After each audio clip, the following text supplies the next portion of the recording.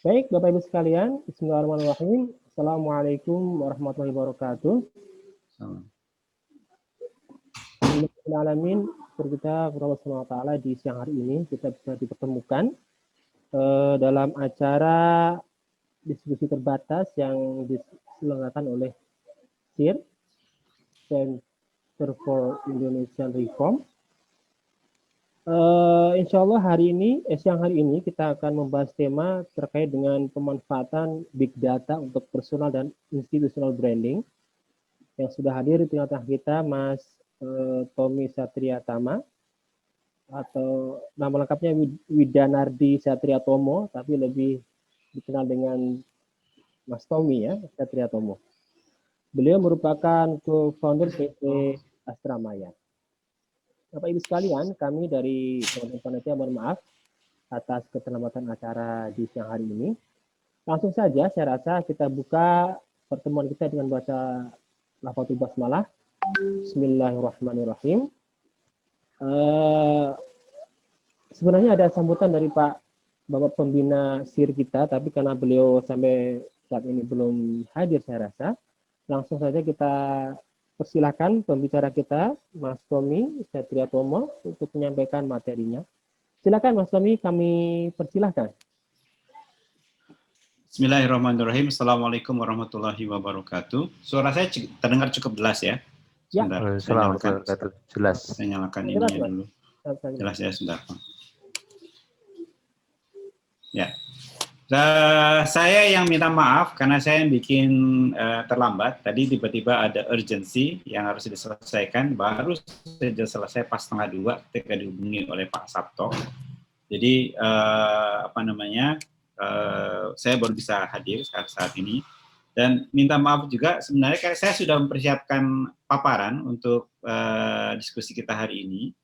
Tapi ya tadi karena beberapa hari ini kebetulan ada urgensi yang harus jadi atensi, jadi paparannya masih belum selesai.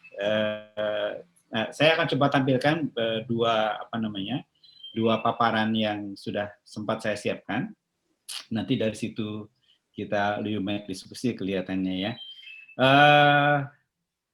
Tadi saya sudah ngobrol sama Pak Sabto, jadi mungkin lebih baik kita fokuskan kepada pemanfaatan big data untuk political branding, jadi personal atau institutional branding dalam konteks yang politik, yang konteks yang politis gitu ya. Karena pengalaman saya, kalau non politis, datanya seringkali tidak cukup besar, kecuali kalau institutional brandingnya itu bisnis yang besar gitu. Saya pernah coba beberapa calon klien minta dibuatkan analisis. Kalau datanya tidak cukup besar, pattern-nya, polanya tidak terlihat dengan cukup baik, sehingga analisisnya juga menjadi kurang bagus gitu ya. Nah, kita masuk ke pokok pembahasan soal big data dulu ya. Big data ini saya mulai tahun 2012, waktu itu bersama-sama dengan Mas Ismail Fahmi, Dr. Ismail Fahmi. Waktu itu beliau, kami sebenarnya sudah berhubungan sejak tahun 2009, waktu itu saya masih ada di Dubai.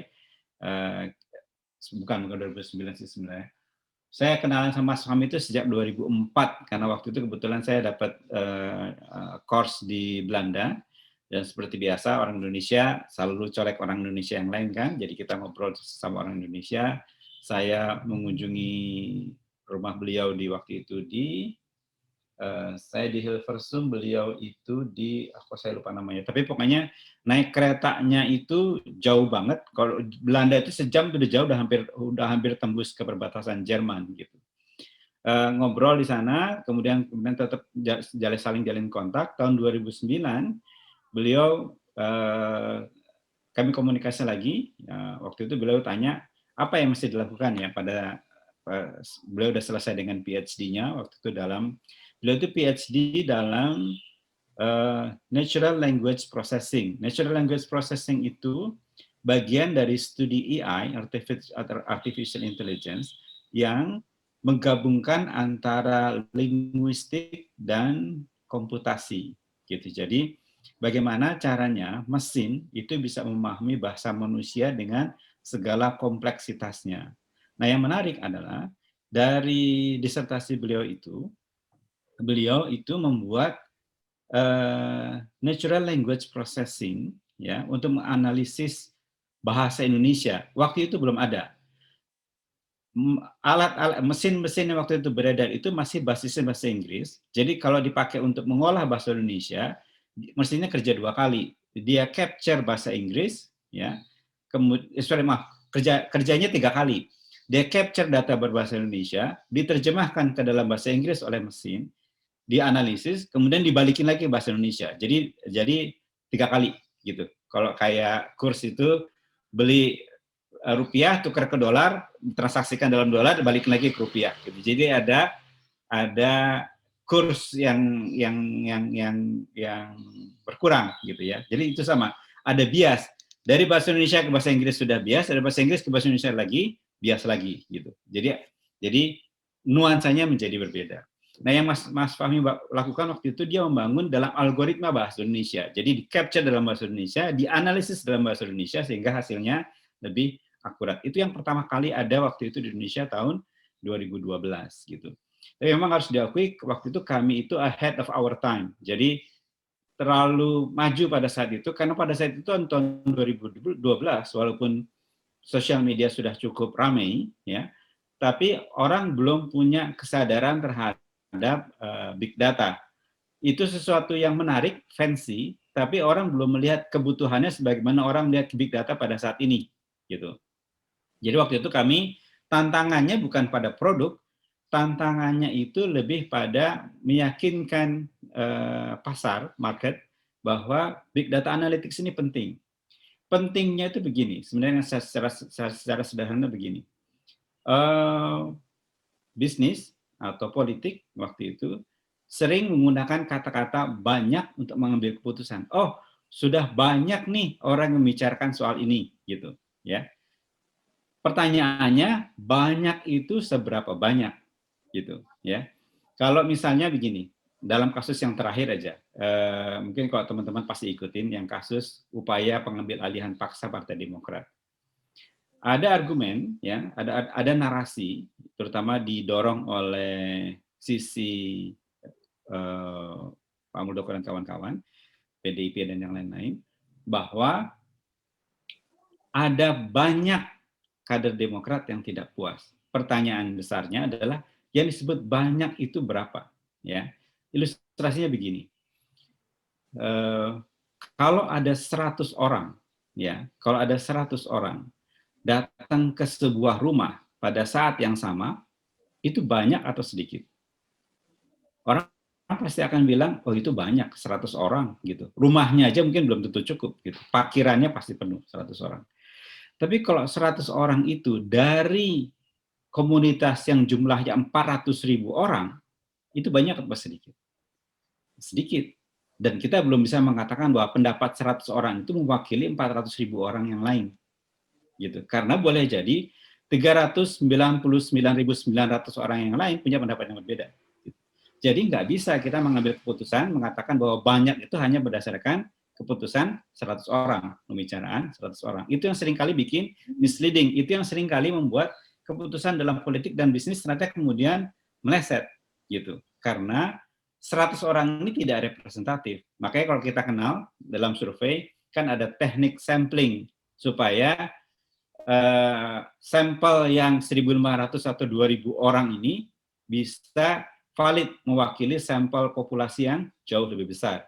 Itu karena memang didesain, samplingnya itu didesain, gitu ya. Ada desain sampling yang memenuhi kaidah-kaidah statistik sehingga secara metodologis bisa dipertanggungjawabkan bahwa pendapat 1.500 orang ini atau 2.000 orang ini di 10 kota gitu misalnya, itu mencakup pandangan dari publik secara keseluruhan. Atau kalau dalam kasus TV misalnya, Nielsen itu hanya punya 10.000 sampel, 5.000 diantaranya di Jabodetabek untuk menentukan angka rating, gitu. Nah, tapi Nielsen pakai teknik sampling sedemikian rupa sehingga 10.000 ini mewakili pendapat pemirsa TV di 10 kota besar, gitu. Kurang lebih seperti itu. Nah, balik lagi ke soal big data. memang sejak lama kita punya teknik survei, field survei, survei lapangan gitu ya, untuk mengukur pendapat populasi. Tapi kita juga tahu survei ini butuh waktu dan biayanya juga tidak sedikit gitu. Nah, yang kita lakukan dengan big data, yang kita sampaikan pada market pada waktu itu adalah big data ini memungkinkan kita mengcapture seluruh percakapan ya di media sosial dan pemberitaan terutama di media-media online gitu, dan kemudian menganalisisnya ya, melihat relasinya, melihat pola dan trennya seperti apa gitu, kemudian mencermati narasinya dan memetakan aktor-aktornya, siapa saja yang paling berpengaruh dalam percakapan-percakapan ini, dalam pemberitaan-pemberitaan ini. Sehingga dengan demikian kita bisa lebih memahami apakah isu ini memang benar-benar besar, ya. Narasi yang terbentuk seperti apa, siapa saja yang berpengaruh, ya, dan kemudian dari situ bagaimana kemudian kita merespon isu ini, bagaimana kita kemudian mengelola narasi ini, gitu. Jadi ini masuknya dalam wilayah persepsi, ya. Kita tahu politik terutama dan juga bisnis adalah persepsi pada dasarnya, ya. Itu yang dalam bisnis kemudian melahirkan branding. Branding itu pada dasarnya persepsi, gitu. Bukan sesuatu yang faktual. Contoh klasik misalnya, ya. Kenapa sih orang mau bayar iPhone jauh lebih mahal dari telepon yang lain, padahal secara spesifikasi teknis sama aja, gitu. Ukuran layarnya kadang-kadang lebih kecil. iPhone 12 itu yang layarnya sekitar 6 inci, kalau nggak salah, saya nggak pakai iPhone sih. Itu harganya masih sekitar di atas 20-an juta. Padahal iPhone, bukan iPhone, padahal smartphone Android buatan Cina dengan spek yang sama, ya, atau bahkan lebih tinggi, harganya bisa 5 juta rupiah. Gitu. Apa sih perbedaannya? Terlalu perbedaan 5 juta dengan 20 juta itu apa? Ya, branding, gitu. Value-nya. Sama seperti dulu mungkin sebagian teman juga pernah mencermati bahwa 70% nilai kapitalisasi Coca-Cola itu bukan dari nilai aset fisiknya. Nilai aset fisiknya hanya 30%. 70%-nya adalah perceived value, nilai yang dipersepsikan terhadap brand Coca-Cola, gitu. Jadi, dan itu intangible, tidak terukur. Apa yang disebut sebagai brand, yaitulah persepsi. Persepsi ditentukan oleh narasi. Nah, narasi itu yang kemudian kita petakan dengan big media analytics ini, gitu. Karena narasi itu dibangun berdasarkan percakapan, pemberitaan, dan kemudian apa yang orang pahami dari pemberitaan dan percakapan itu. Dan itu selalu saya selalu bilang pada klien juga kepada orang-orang itu bahwa dalam komunikasi itu pada dasarnya ada 3 tahapan, ya. Pertama adalah output. Output itu adalah jumlah komunikasi yang kita lakukan. Misalnya jumlah pemberitaan yang dihasilkan dari press release kita, jumlah percakapan yang dihasilkan tentang brand kita, ya, tentang tokoh atau institusi yang kita sedang cermati, jumlah, ya, volume, gitu. Itu adalah output. Ya. Jumlah ini bisa banyak, dan sekarang dalam dunia digital dengan teknologi yang ada, jumlah ini bisa diduplikasi dengan mudah, dengan cepat, gitu. Contoh yang sederhana seperti ini. Dulu ketika awal-awal Twitter mulai, gitu, misalnya tahun 2009, trending topic itu, ya, trending topic itu menjadi proxy, menjadi indikator yang cukup akurat tentang apa yang sedang dibicarakan oleh netizen. Kenapa? Karena trending topiknya memang mencerminkan jumlah percakapan yang paling banyak tentang isu tertentu, gitu ya. Tapi sekarang dengan teknik ternak akun, bot, buzzer, segala macam, kita bisa bikin trending topik dalam 2 jam dengan harga sekitar 15 juta rupiah. Ada perusahaan-perusahaan yang legit, yang legal, yang sah, yang melakukan itu, dalam maupun di luar negeri, gitu. Bagaimana caranya? Tadi dia pakai bot, dia pakai buzzer, dia pakai akun ternakan, gitu ya. Bahkan akun ternakan ini dijual kok di Shopee juga ada, gitu ya. harganya 5.000 perak per akun kalau nggak salah gitu. Ya. Sehingga apa? Trending topic itu tidak lagi mencerminkan percakapan yang sebenarnya, dia menjadi bubble, dia menjadi gelembung gitu. Ya, dia menjadi gelembung besar, tetapi tidak ada yang ini masuk ke aspek berikutnya, tidak ada engagement, tidak ada orang yang bereaksi dalam percakapan tersebut. Jadi ibarat orang di lapangan ngomong pakai megafon yang besar, tapi nggak ada yang merespon, gitu. Nggak ada yang merespon. Kencang, volumenya kencang, maksimal, tapi nggak ada yang merespon, gitu. Ya. Dan kita tahu dalam komunikasi itu meaningless, nggak ada artinya. Sekeras-kerasnya kita bicara, kalau tidak ada yang merespon, buat apa? Gitu. Lebih baik kita bicara pelan, tapi banyak yang merespon.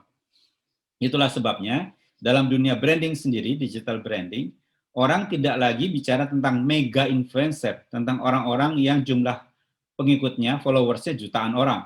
Orang sekarang bicara soal micro influencers, ya, yang jumlahnya 10 ribuan, atau bahkan nano influencers, yang jumlah followersnya hanya 100 atau ribuan orang, tapi engagementnya besar. Engagementnya besar itu begini, si orang yang punya ratusan followers ini, kalau dia bicara, yang nge-like banyak, yang share banyak, gitu. Engagement-nya bisa lebih dari 20%, gitu. Sementara orang yang punya jutaan followers bisa aja engagement-nya hanya 0,01%. Dari sekian juta itu hanya 100 yang merespon, gitu. Jadi nggak ada jadi meaningless, nggak gitu banyak berguna. Makanya sekarang branding itu nggak lagi cari mega influencers, mereka cari micro atau nano influencers.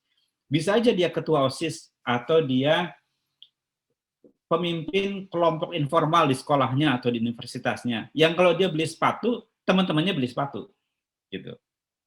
Tribe leaders gitu istilahnya, gitu ya. Jadi balik lagi. Nah, big data ini membantu kita untuk melihat situasi dalam big pictures-nya, dalam gambar besarnya. Jadi ibarat kalau kapal, gitu ya.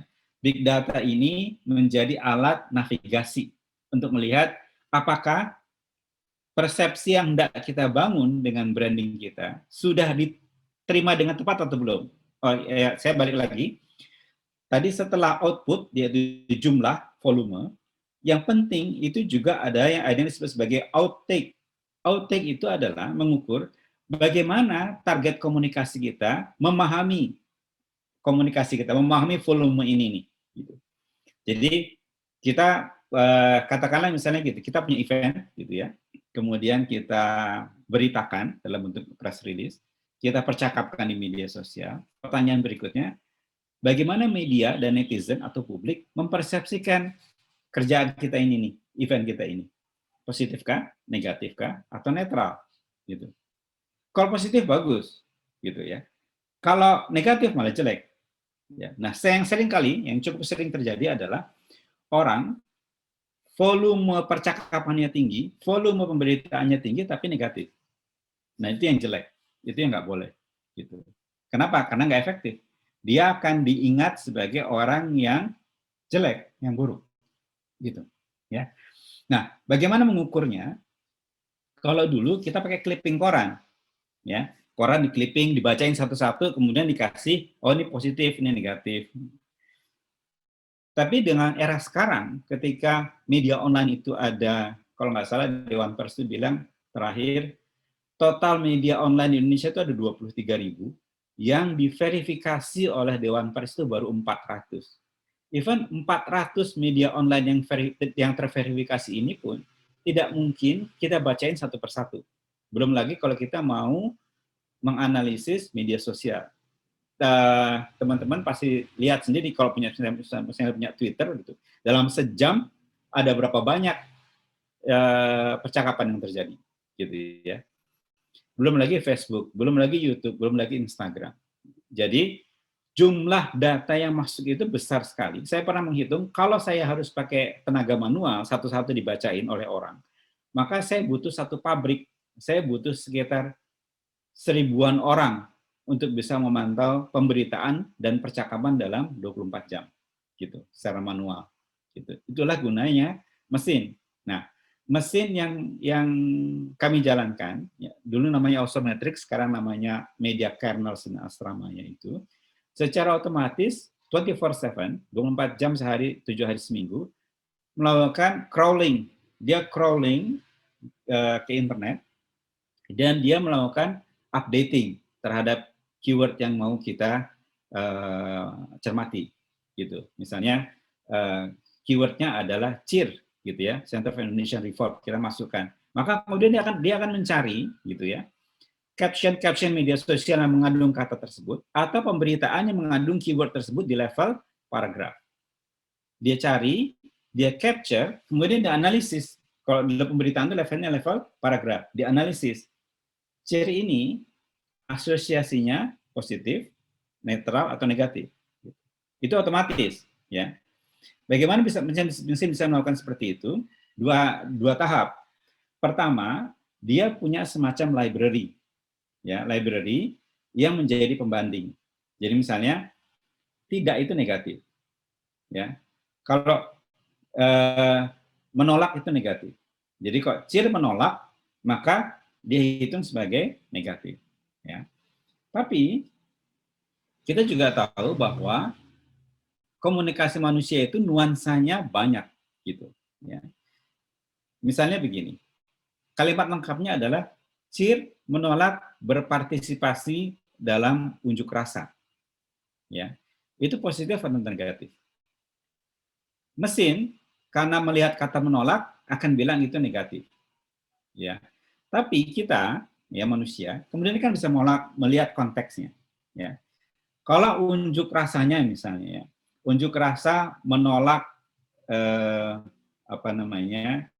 misalnya unjuk rasa menolak syariat Islam misalnya, gitu.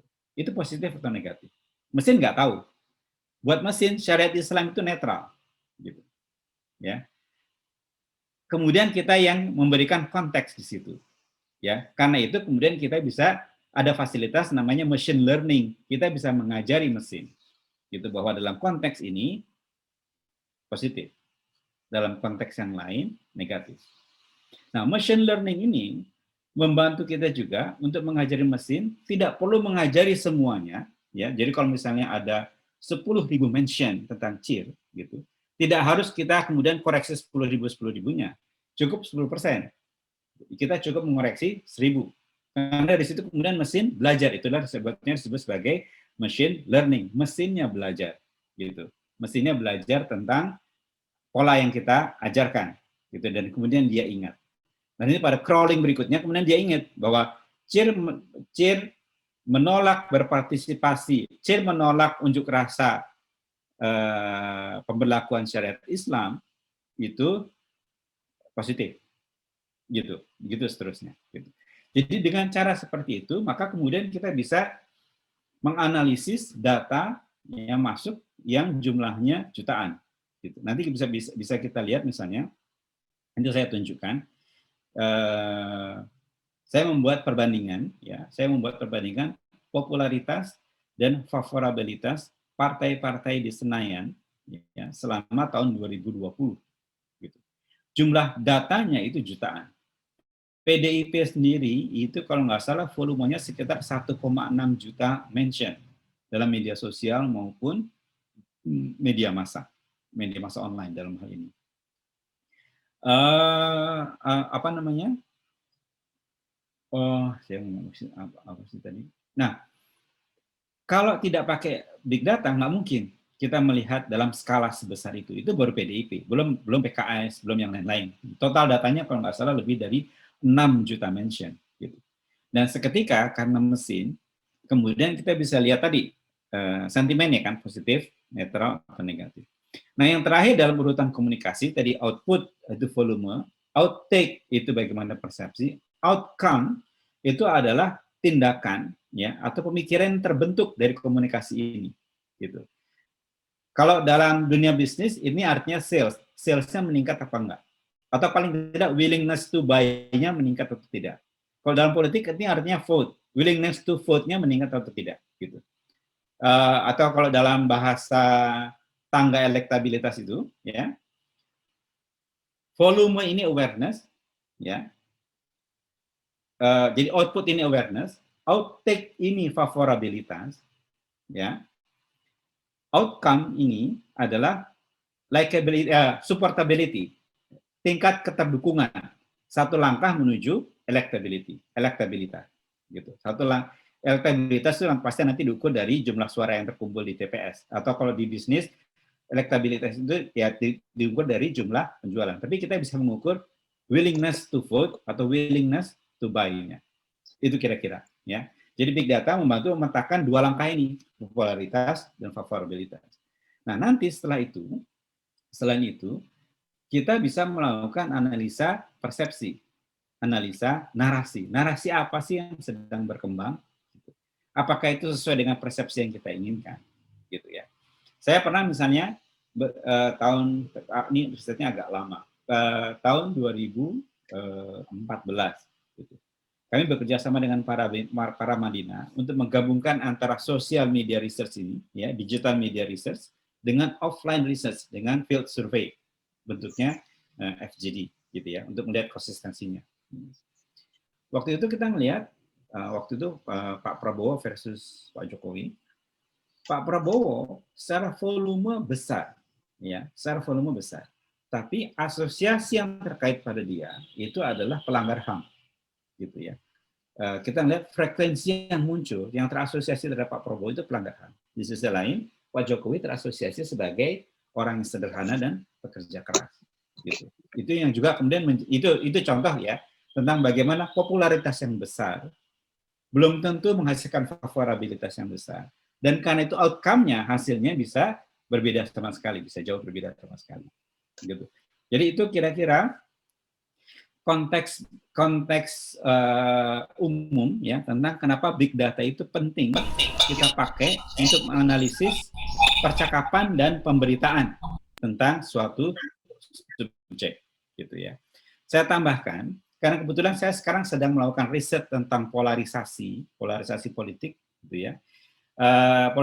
Polarisasi politik di Indonesia dikaitkan dengan dampaknya pada kebijakan publik dalam hal ini COVID-19, gitu.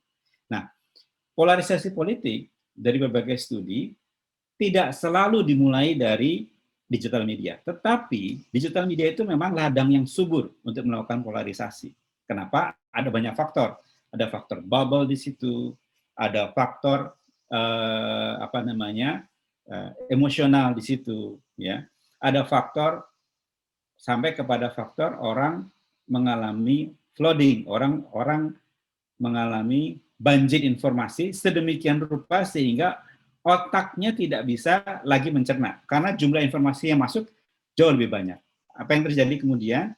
Yang terjadi adalah kemudian dia back to default, gitu. Dia kembali kepada orang-orang yang bisa dia percaya. Itulah sebabnya kenapa kita melihat polarisasi ini bahkan terjadi pada orang-orang yang berpendidikan tinggi, gitu. Ada riset yang menunjukkan bahwa korban polarisasi yang paling besar itu ada di dua segmen besar. Pertama orang tua, 50 plus, sama orang-orang yang berpendidikan tinggi. Ya, orang PhD lebih rentan mengalami polarisasi ketimbang orang S1. Kenapa? Ada faktor trust, gitu. Faktor trust itu begini. Saya sama Pak Sabto, gitu ya. Saya percaya sepenuhnya pada Pak Sabto. Pak Sabto boleh. Jadi ketika dia mengatakan bahwa narasi A itu benar, gitu.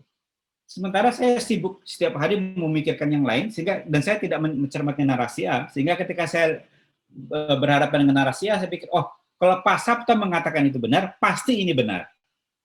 Tanpa saya menguji lagi tentang narasi A tersebut, apakah benar apa salah, gitu ya. Nah, jadi ada faktor istilahnya bandwagon effect. Jadi orang mengikuti apa yang sebagian besar orang lain ikuti. Ini yang kemudian menjelaskan faktor bubble. Jadi orang hidup dalam bubble-nya masing-masing. Makanya ini juga menjelaskan kenapa pengikutnya Jokowi mau diomongin apapun tentang Jokowi, dia akan makin setia dengan Jokowi. Makin keras serangan terhadap Jokowi akan makin setia. Pengikutnya Ahok pun demikian. Demikian juga dengan pengikutnya Prabowo, gitu ya. Karena ada pengerasan identitas, gitu. Orang balik ke defaultnya masing-masing. Ada jurnal yang menunjukkan ya percobaan, bukan percobaan, ada jurnal menunjukkan riset di 3 negara, Jerman, Spanyol, dan Amerika Serikat, ya, tentang exposure di media sosial. Exposure itu basisnya yang disebut sebagai network theory, ya, weakest link theory. Jadi dalam jaringan komunikasi ada titik yang lemah. Misalnya begini. Saya punya akun Facebook misalnya, ya. Saya punya akun Facebook, saya punya friend, ya. Friend ini si Fulan punya friend lagi, Fulana gitu misalnya. Fulana buat saya itu adalah weakest link. Kenapa? Karena saya terhubung tapi tidak terhubung langsung. Gitu ya. Nah, tapi dalam media sosial sesekali saya terekspos dengan pemikirannya si Fulana yang mungkin berbeda dengan pemikiran saya. Karena saya terekspos dengan pemikiran yang berbeda ini, maka pemikiran saya termoderasi. Ya, tidak lagi narasi A saja. Tapi saya melihat, oh ternyata ada narasi B ya, yang tidak selalu sama dengan narasi A. Jadi termoderasi. Tetapi ada juga riset yang menunjukkan bahwa, dan ini terutama terjadi dalam fenomena Trump kemarin, gitu ya, bahwa ketika orang mempersepsikan sebuah narasi, yang dia lihat bukan hanya substansi narasi tersebut, tapi juga messengernya. Teman-teman yang belajar komunikasi pasti pernah ingat teori itu, bahwa medium is the messenger, gitu ya. Jadi siapa yang menyampaikannya pun itu bagian dari pesan itu tersendiri, gitu. Jadi dalam kasus yang tadi, ketika Fulanah membawa narasi B dan saya melihat bahwa Fulanah ini berbeda dengan saya, maka saya menolak. Saya mengalami pengerasan. Resistensi saya terhadap Fulanah itu mengeras, bukan karena substansinya, tapi karena saya menganggap Fulanah ini terasosiasi dengan orang yang berbeda pandangan dengan diri saya. Itu yang menjelaskan misalnya nih, kalau kita bedah penyerbuan Kongres kemarin di Amerika, pengikutnya itu bukan hanya petani, buruh, blue collar gitu, orang-orang yang tidak berpendidikan. Di situ ada sheriff, di situ ada anggota parlemen, di situ ada profesor, di situ ada guru, ada orang-orang yang berpendidikan di situ. Dan jumlahnya nggak main-main, jumlahnya 70 juta orang. Bayangkan, 70 juta orang itu mengamini tindakan Trump yang menurut kita tidak masuk akal. Buat mereka sangat masuk akal. Sama seperti penjelasan tentang flat earth, bumi datar. Bumi datar. Kita bisa ketawa-ketawa lihat zaman sekarang abad 21 ketika kita sudah punya satelit dan segala macam gitu, masih ada orang yang berpandangan bahwa bumi itu datar. Believe it or not, jumlah pengikut bumi datar itu makin lama makin besar thanks to internet gitu. Ya. Kenapa? Karena mereka memperoleh validasi dari orang-orang yang berpikiran sama. Jadi internet, karena sifatnya yang terbuka, dulu kita anggap sebagai alat untuk melakukan demokratisasi informasi, dan karena itu menjadi demokratisasi pilihan. Jadi alat yang bagus untuk demokrasi. Makanya ini disebut sebagai digital demokrasi. Tetapi, karena barrier to entry-nya juga rendah, setiap orang bisa masuk ke internet, dan setiap orang tidak punya filter lagi, ya, saya memilih apa yang saya mau, ada kecenderungan tadi, orang itu memilih pandangan yang konform dengan pandangan dirinya sendiri, yang setuju. Kenapa? Karena orang pada dasarnya tidak suka dengan pandangan yang berbeda, gitu. Dan tidak semua orang punya kemampuan critical thinking yang memungkinkan dia melihat pandangan yang berbeda itu dengan kritis. Buat sebagian besar orang, ya, pandangan yang berbeda itu melelahkan, gitu. Menjengkelkan kalau bukan melelahkan. Sehingga mereka kemudian tidak memilih itu. Pengikut Trump gak mau sama sekali memikirkan soal Biden. Karena buat mereka Biden itu adalah pedofil, adalah perwujudan setan dan segala macam. Titik, selesai. Jadi apapun yang dikatakan oleh Biden pasti salah. Gitu. Salah sebelum benar, pasti salah. Dan seterusnya. Gitu ya.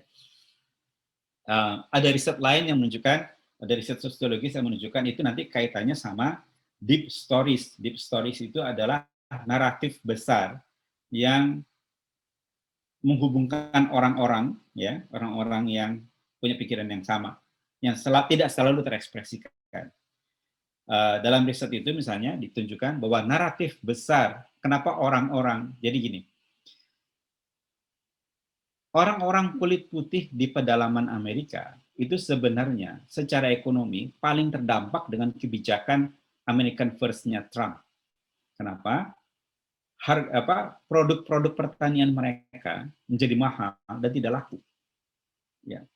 Mereka secara ekonomi lebih buruk pada masa Trump dibanding sebelum masa Trump. Tapi mereka masih tetap pilih Trump. Kenapa? Padahal kita tahu dalam mekanisme pemilihan, ya, dalam mekanisme elektoral, kenapa si A dipilih? Karena sebagian motivasinya karena orang menganggap si A ini bisa menyejahterakan dia. Si A ini bisa memberikan benefit ekonomi, benefit kesejahteraan bagi dia. Karena itu dia pilih. Alasan yang rasional seperti itu. Tetapi ternyata penelitian ini menunjukkan alasan orang memilih tidak selalu rasional, ada juga emosional. Dalam kasus ini, dalam kasus Trump, kenapa Trump itu sangat didukung oleh orang kulit putih pedalaman dan Kristen, ya, yang disebut sebagai the Bible Belt, gitu ya, apa namanya, Bible Belt itu jalur Injil itu, karena mereka menganggap Trump ini yang mewakili kegelisahan mereka, ya, atas menguatnya orang-orang yang mereka anggap sebagai orang-orang bukan asli Amerika, orang-orang imigran, gitu. Jadi dasarnya adalah American Dream. Tahun 60-an, 50-an, 60-an, ya. Amerika itu bangkit dengan American Dream. American Dream itu pada dasarnya begini. Kalau kamu kerja keras, kamu akan dapat apa yang kamu mau. Gitu. Ya, tapi karena kesempatan ekonomi terbatas, kemudian orang harus ngantri istilahnya, ya. Nah, orang-orang kulit putih ini melihat, ya, ketika mereka mengantri dengan American Dream-nya, tiba-tiba ada orang-orang kulit berwarna, orang-orang Latin, orang-orang Asia, gitu, yang menjadi lebih sejahtera daripada mereka, gitu. Karena pendidikan, karena akses modal dan yang lain-lain. Dan kemudian orang-orang kulit putih ini menganggap orang-orang Latin, orang-orang hitam, tampok American Dream-nya mereka. Ini dikonfirmasi lagi dengan hadirnya Obama. Gitu. Mereka melihat Barack Hussein Obama ini, gitu, ini makin membuat American Dream mereka terambil alih, gitu, merampok American Dream-nya mereka. Sehingga ketika Trump maju, ya, dengan gagasan American First, gitu ya, yang pada dasarnya adalah White First, ini seolah-olah menjawab kegelisahan mereka. Inilah dalam tanda petik juru selamat mereka yang bisa mengembalikan American Dream mereka. Karena itulah kemudian mereka line up, mereka berbaris di belakang Trump, walaupun secara ekonomi mereka dirugikan oleh Trump. Dan walaupun mereka tahu Trump itu bukan orang gereja yang baik, ya, dia womanizer, kasus-kasus skandalnya banyak, nggak bayar pajak dan segala macam. Tapi itu semua hilang karena tadi mereka menganggap Trump inilah yang akan bisa mengembalikan American Dream mereka. Itu yang disebut sebagai deep stories. Itu yang namanya naratif, big naratifnya itu. Jadi balik lagi ke percakapan kita, mohon maaf kalau agak kemana-mana. Pada era post-truth ini, gitu ya, ketika persepsi itu menjadi penentu dalam politik, narasi itu menjadi penting karena narasi menentukan persepsi, persepsi menentukan pilihan politik atau ekonomi. As simple as that, gitu ya. Persepsi ini yang kemudian diterjemahkan dalam bahasa yang lebih fancy adalah branding, gitu. Tadi contohnya tadi ya, kenapa iPhone 6 inci 20 juta, Android 6 inci 5 juta. Selisih 15 jutanya itu adalah persepsi. Orang merasa lebih keren kalau pakai iPhone ketimbang pakai Android. Gitu, ya. Balik lagi. Nah, jadi balik lagi, big media analytics yang kami jalankan ini membantu orang melihat ini loh gambar besarnya seperti apa. Nah, balik ke balik ke contoh yang mau saya sampaikan. Saya minta waktu 2 menit aja untuk kasih lihat. Sebentar aja.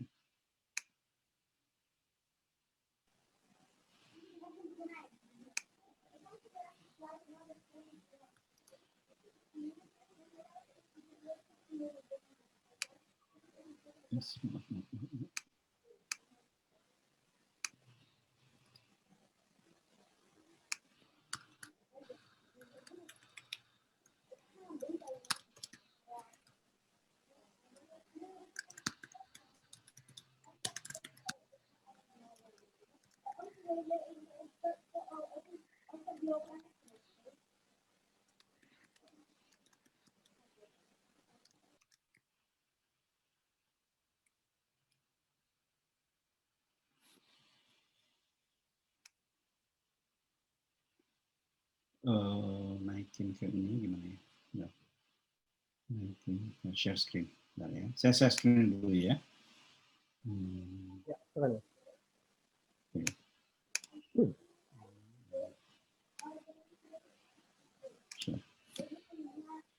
Nah ini kita bahas bareng-bareng ya. Ini kita bahas bareng-bareng. Ini horizontalnya adalah popularitas, adalah volume, ya, volume percakapan dan pemberitaan. Satuannya adalah mention. Halo? Ya, Mas. Bisa dengar, Mas? Lanjut, masih jelas? Jelas, Mas. Lanjut. Jelas ya, lanjut ya. Ya, lanjut. Apa namanya? Saya ulangi, horizontalnya adalah volume, percakapan pemberitaan, satuannya adalah mention. Jadi satu kali dimension, misalnya kalau kita PDIP Perjuangan itu kurang lebih bisa dikatakan dimension disebut 1,6 juta kali dalam periode 1 Januari dari 2020 sampai 31 Desember 2020. Ya, itu volume. Vertikalnya itu adalah favorabilitas. Ya, sentimen positif negatif. 0 ke atas itu positif, 0 itu netral, 0 ke bawah itu negatif. Nah, sama mesin, kemudian dua elemen ini diagregasi. Volume, popularitas, dan favorabilitas, sentimen, dijadikan satu, dan kemudian dipetakan. Hasilnya seperti ini, kira-kira. Ya, jadi kalau mau dibaca kurang lebih seperti ini. Partai yang paling populer sepanjang tahun 2020, yang paling banyak dimention, paling banyak dibicarakan dan diberitakan adalah PDIP Perjuangan. Yang kedua adalah PKS, yang ketiga Gerindra, yang keempat Demokrat, yang kelima PKB, yang keenam, ketujuh adalah PAN dan Golkar, yang kedelapan Nasdem. Pertanyaannya P3 kemana? P3 volumenya kecil sekali sehingga dia tidak terpetakan, terlalu kecil. Gitu, ya. Itu dari bacaan dari sisi popularitas. Tapi kalau dibacaan kita dari sisi favorabilitas, ya, partai yang paling favorable, yang paling disukai, yang pertama adalah Demokrat, yang kedua adalah Golkar, ya, yang ketiga adalah PKB, yang keempat itu PKS, ya, yang keempat, kelima itu PKS dan Nasdem, ya, yang keenam itu PAN, yang ketujuh itu Gerindra, yang kedelapan PDI Perjuangan, ya. Nah, dalam konteks komunikasi, bagaimana kita membaca ini? Artinya, PDI Perjuangan itu paling populer, tapi paling tidak disukai. Jadi, dalam bahasa yang kalau agak lebih blunt, agak lebih kasar, PDI Perjuangan itu public enemy. Gitu. Jangan di-quote ya. Dia orang aware terhadap PDIP, tapi orang tidak suka terhadap PDIP, paling tidak disukai. Ya. Kedua yang paling populer itu PKS. PKS mendekati PDIP, lebih dari 1,2 juta mention. Tetapi dia garisnya antara negatif, netral, dan positif. Gitu. Ya. Mention negatifnya cukup banyak. Gitu, ya. Yang ketiga, Gerindra. Gerindra, kalau dalam konteks ini, itu boleh kita bilang sebagai total loser. Total loser dalam pengertian gini. volumenya nggak terlalu banyak, dia urutan ketiga, tapi dia yang paling banyak negatifnya. Gitu. Paling banyak negatifnya. Yang punya potensi itu Partai Demokrat. Paling disukai, tapi volumenya masih kalah dibanding tiga yang lain. Ya. Diikuti oleh Partai Golkar, kemudian PKB. Nah, dalam communication campaign, dalam kampanye komunikasi, ya, lebih mudah mendorong popularitas daripada mendorong favorabilitas. Lebih mudah membuat orang aware, membuat orang tahu, ketimbang membuat orang suka. Gitu, ya. Jadi rekomendasinya kalau situasinya seperti ini, Partai Demokrat ini tinggal menggenjot popularitasnya, ya, dengan memperbanyak percakapan media sosial dan pemberitaannya, ya, dengan tetap mempertahankan favorabilitasnya. PR besar itu buat PDI Perjuangan.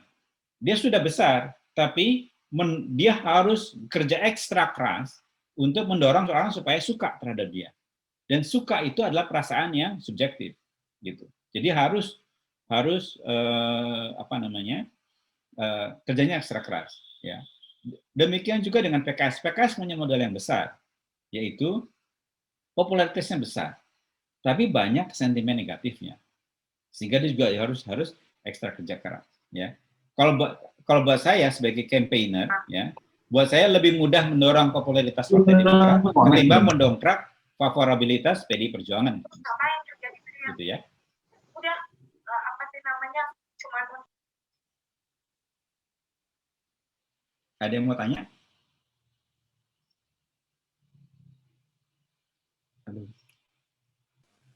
Lanjut, Mas. Lanjut ya. Lanjut, silakan. Ada yang nggak di-mute mungkin. Ya, siap. Terima kasih Mas Jumari. Itu kira-kira ya. Ini analisis sederhana, buat saya sederhana, dari sisi popularitas dan favorabilitas. Ya. Maknanya bisa banyak. Kalau saya jadi konsultan komunikasinya PDI Perjuangan, yang saya pertama kali harus perbaiki adalah soal narasinya dan juga kebijakan maupun pernyataan publik dari para politisinya, gitu, untuk mengubahnya menjadi lebih favorable, gitu. Orang banyak kecewa sekarang, misalnya dengan COVID, dengan vaksinasi sekarang. Itu yang PDI Perjuangan harus tampil untuk membela. Demikian pula dengan PKS. Ya. Kalau untuk Partai Demokrat lebih gampang, ya, push aja percakapan media sosialnya, push aja pemberitaannya. Bagaimana nge-push pemberitaan? Bisa dengan event, bisa dengan rilis, bisa dengan segala macam. Ya. Di analisis yang lain, kasus Partai Demokrat yang mau dikudeta oleh Pak Muldoko itu membuat Partai Demokrat melompat volumenya jauh, gitu.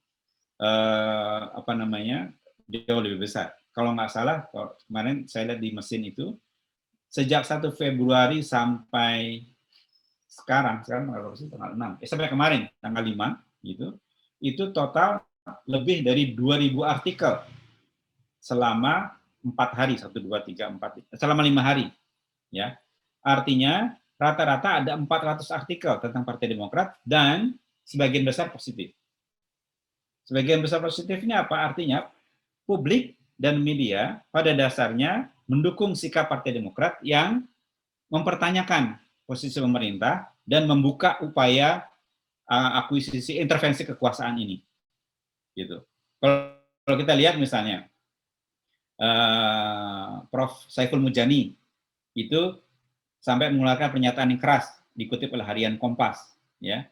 Dia meminta agar integritas partai politik dijaga oleh pemerintah dan dia dengan tegas minta Pak Muldoko mundur.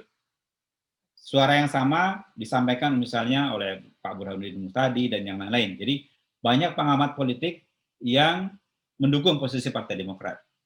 Karena intervensi kekuasaan ini memang mencederai demokrasi.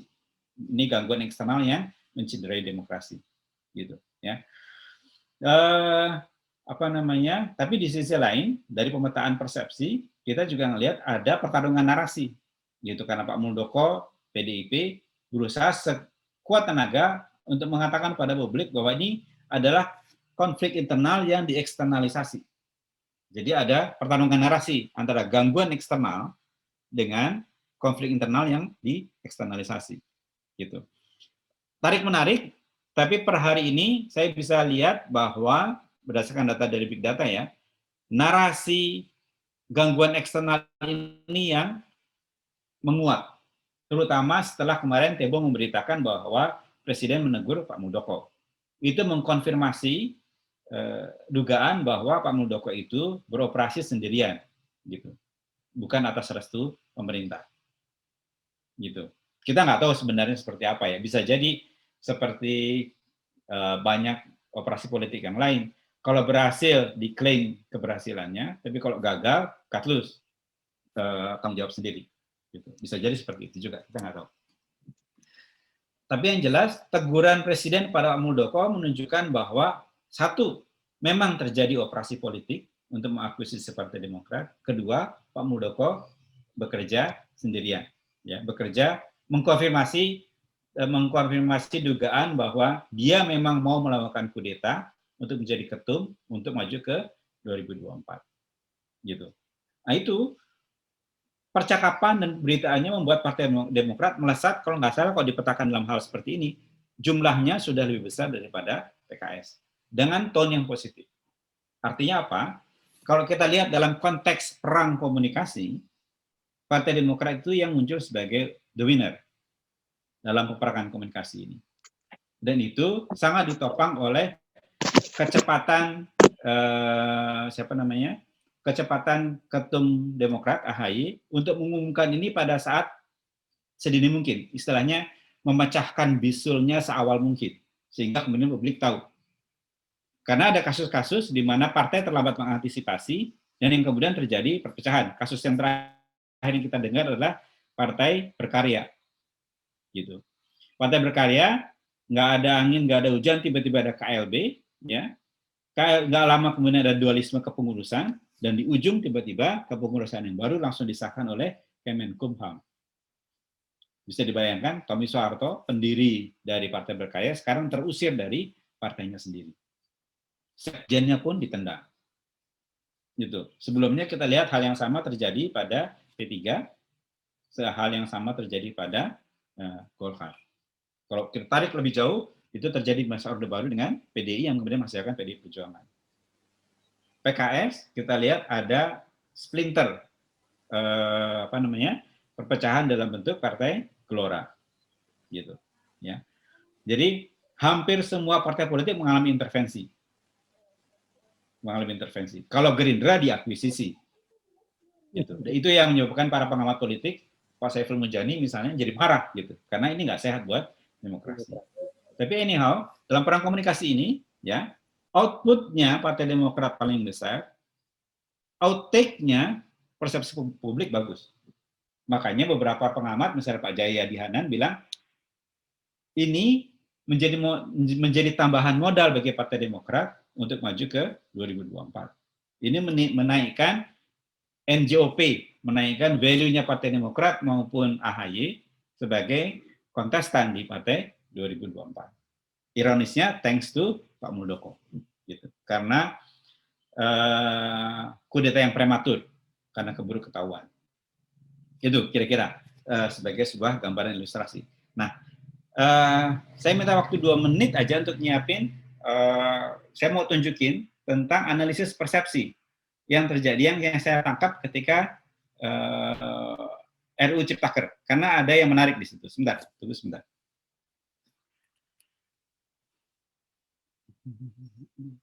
Saya stop share screen-nya dulu.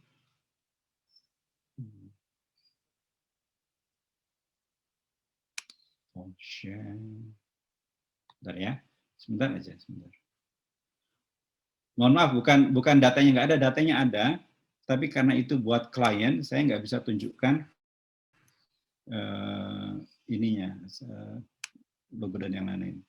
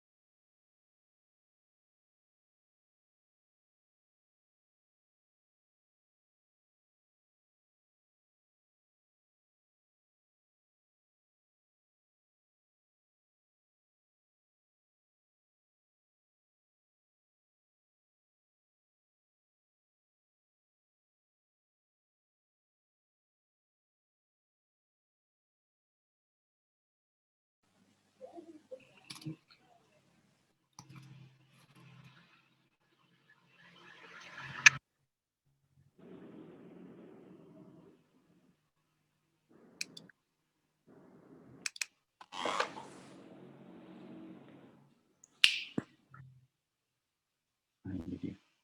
Baik.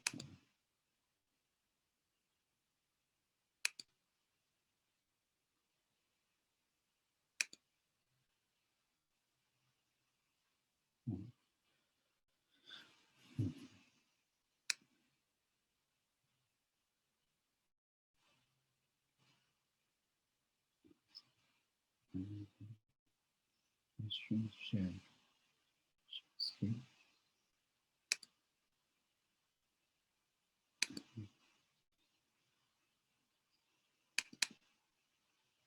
Kelihatan nggak?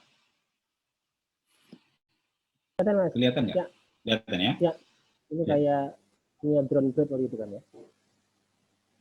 Enggak, ini saya bikin sendiri nih. Mesinnya sama, tapi saya bikin sendiri. Ininya, tampilannya maksud saya. Tampilannya mirip ya, betul. Ya, betul ya, silakan. Ya, jadi gini. Ya. Ini pro kontra ya, RUU Ciptaker, periode pemantauannya 3 sampai 13 Oktober ya. Apa namanya? Kita lihat bagaimana di sini terjadi dua klaster ya, antara yang pro yang kecil dengan yang kontra yang besar. Tapi nanti yang kita lihat di kontra itu ada dua subcluster yang berbeda ya. Jadi kalau yang pro ya, cluster pro itu kita bisa lihat di sini yang kita petakan adalah satu narasinya, kedua aktornya ya. Nah, kita bisa lihat bahwa di sini kalau teman-teman yang aktif di media sosial pasti tahu ada nama-nama yang sangat familiar yang dikenal sebagai buzzer istana, buzzer pemerintah gitu. Ada Denny Siregar, ada Kang Dede dan segala macam ya. Jadi cluster pro itu dipertahankan oleh influencer dan buzzer pemerintah. Aktornya ya ada Dini Hardianti, ada Denny Siregar, ada Seruan H7 dan yang lain-lain gitu ya. Nah, yang cluster kontra ya. Cluster kontra itu menarik karena di sini berkumpul dua partai yang kontra yaitu PD dan PKS, media dan para aktivis ya. Kalau kita petakan misalnya cluster kontra itu ada media CNN, ada akademisi Pukat, ada Tirto ya, media, ada juga politisi Agus Yudhoyono dan HNW. Itu yang masing-masing menonjol dari klaster masing-masing. Nah,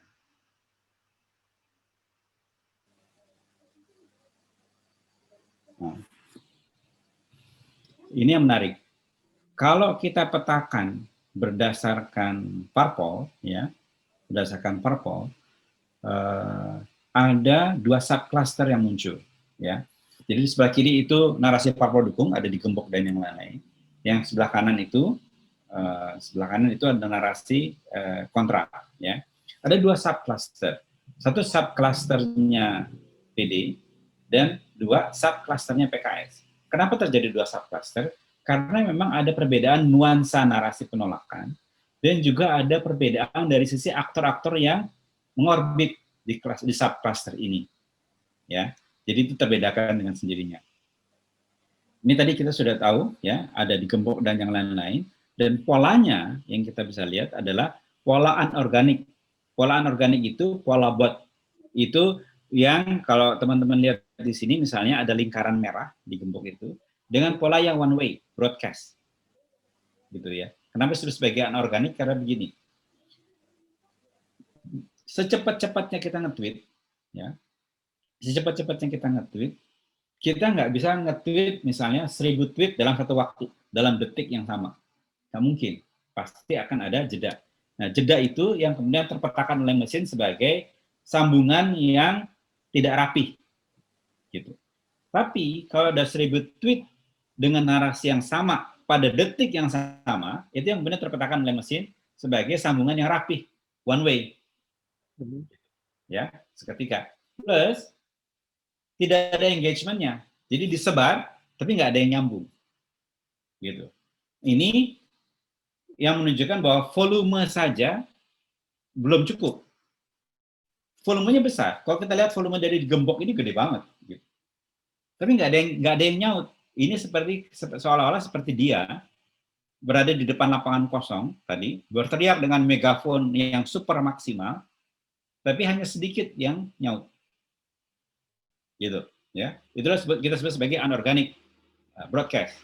Karena media sosial itu nature-nya secara alamiah adalah bercakap-cakap. Itu kan media sosial sebenarnya mirroring pola percakapan kita di offline. Kalau kita ngobrol kan nggak mungkin ngobrol sendirian. Ngobrol itu ngobrol bersama dengan orang lain. Karena itu ada timbal balik. Gitu. Kalau ngobrol sendirian namanya pidato, gitu, bukan ngobrol namanya. Gitu ya, one way. Kalau ngobrol bolak-balik itu yang disebut sebagai organik atau conversational pattern. Ya. Nah, ini aktor-aktornya ada di Gembok, ada Duni Siregar, ada Teddy Gusnaidi. Gitu. Kenapa aktor ini penting untuk dipetakan? Karena kemudian kita tahu siapa yang menjadi generator percakapan, gitu. Siapa yang menjadi generator percakapan? Nah, nanti dalam campaign ini menjadi informasi yang penting, karena kemudian kita tahu siapa yang mesti kita influence, gitu. Generator percakapan mana yang mesti kita influence supaya narasinya berubah, gitu ya. Jadi instead of kita dealing dengan 10.000 akun yang terlibat, lebih baik kita dealing dengan aktor-aktor besarnya aja, lebih efisien. Ya, prinsip Pareto 2080, ya, 20 akun mempengaruhi 80% percakapan. Jadi kita deal with 20 akun itu aja, instead of dengan 100 akun yang lain. Ya. Ini pemetaan narasinya, ya. Ini pemetaan narasinya.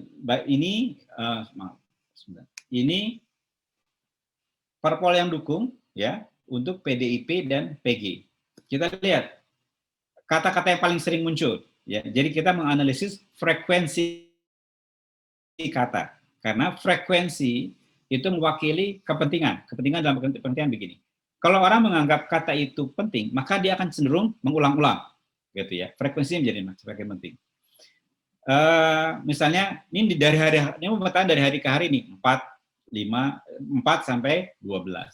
Ada persetujuan koalisi makian, ada persetujuan koalisi tokoh. Kalau teman-teman lihat, ada pergeseran narasi, gitu. Pada saat tanggal 6, ya, ketika paripurna, ya, ketika Demokrat walk out, maka yang dominan bahkan di klasternya PDIP dan PG adalah Demokrat walk out nikmati. Kemudian pada tanggal 12 itu terjadi penyegelan terhadap kantor PDIP di Bali. Itu mengagetkan karena Bali selama ini dianggap sebagai stronghold-nya PDIP. Gitu. Berikutnya di Golkar juga sama. Protes mahasiswa di Bali itu menjadi atensi. Ya. Ini analisis narasi antara lain didekati dengan hashtag. Ya. Kita lihat. Ya, ini kembali ini soal persepsi ya, soal asosiasi. Bagaimana PDIP terasosiasi oleh kata-kata makian, bangsat-bangsa, penjahat konstitusi, tenggelamkan PDIP, mosi tidak percaya, pengkhianat rakyat, negatif. Gitu. Persepsinya negatif terhadap PDIP. Jadi menjelaskan tadi, dia besar tapi negatif. Karena antara lain seperti ini nih, persepsi yang terbentuk seperti ini. Ya. Partai Golkar pun demikian, bangsat-bangsa, khianati rakyat, mogok umum, gitu ya. batalkan Omnibus Law, semuanya negatif, penjahat konstitusi, gitu. Jegal sampai gagal, itu muncul di klasternya Partai Demokrat, Partai Golkar. Mesin juga melakukan analisis emosi,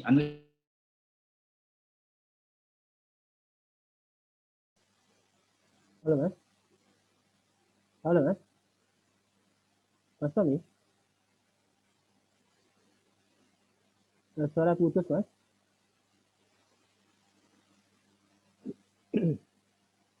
Mas Tommy.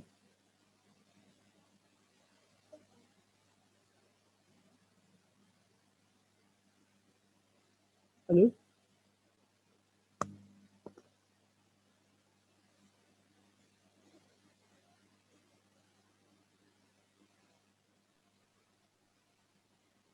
kok putus? Putus Mas. Ya, bisa diulang dari emotional analysis. Emotional analysis sebentar ya.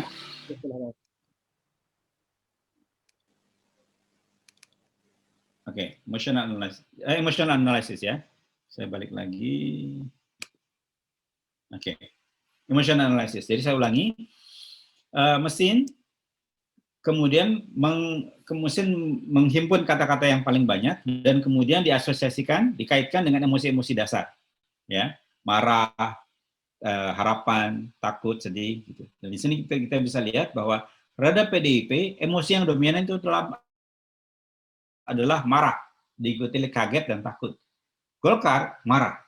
Jadi publik, netizen marah terhadap kedua partai ini. Ya. Kita lihat pada klaster berikutnya, subcluster yang kontra.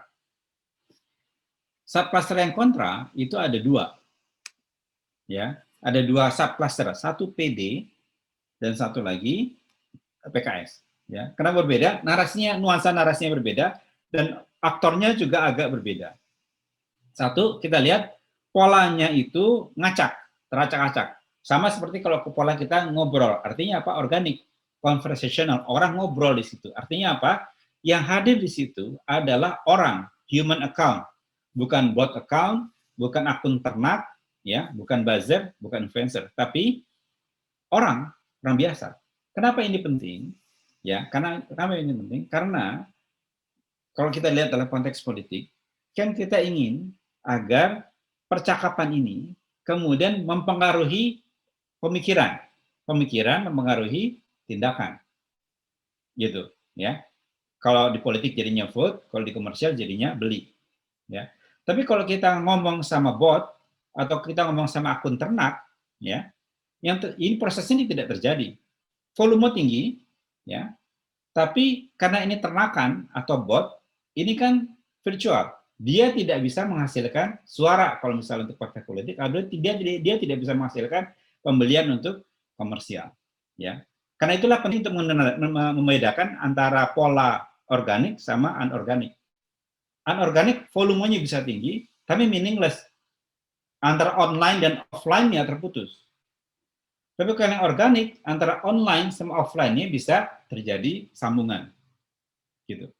Dan ada sejumlah riset yang membuktikan bahwa perilaku pandangan online berpengaruh pada perilaku dan pandangan offline. Kita sudah lihat buktinya berkali-kali. Pilkada DKI, kemudian Pilpres 2019 kemarin, Pilkada 2020, kasusnya Trump kemarin, ya. Bagaimana online berpengaruh kepada offline dan sebaliknya. Jadi bentuknya sirkuler sebenarnya, saling mempengaruhi satu sama lain. Tapi kalau anorganik, kalau pakai bot atau pakai akun ternakan itu nggak terjadi. Online stay di online. Jadi nggak ada gunanya, gitu ya. Ini biasanya dalam tanda petik trik yang dipakai oleh sejumlah perusahaan media sosial untuk bikin laporan yang seolah-olah bagus, volumenya tinggi nih, sudah trending topik nih, gitu. Tapi entah sengaja atau tidak, dia tidak memperlihatkan engagement-nya, pola engagement-nya, dan dia tidak memperlihatkan narasi yang terbentuk. Akibatnya, akibatnya orang yang menerima laporan, merasa seolah-olah kampanyenya berhasil karena volumenya tinggi, tapi sesungguhnya tidak berdampak. Karena yang membuat tinggi adalah bot dan akun ternak. Gitu, ya. Lanjut. Nah, kita lihat aktornya. Ya, kita lihat aktornya. Di situ ada akun politisi, ada akun-akun media, ya, Detik dan yang lain-lain. Bahkan ada akun komunitas. Akun K-pop itu mewakili komunitas, akun Ustadz Chen itu mewakili komunitas K-pop.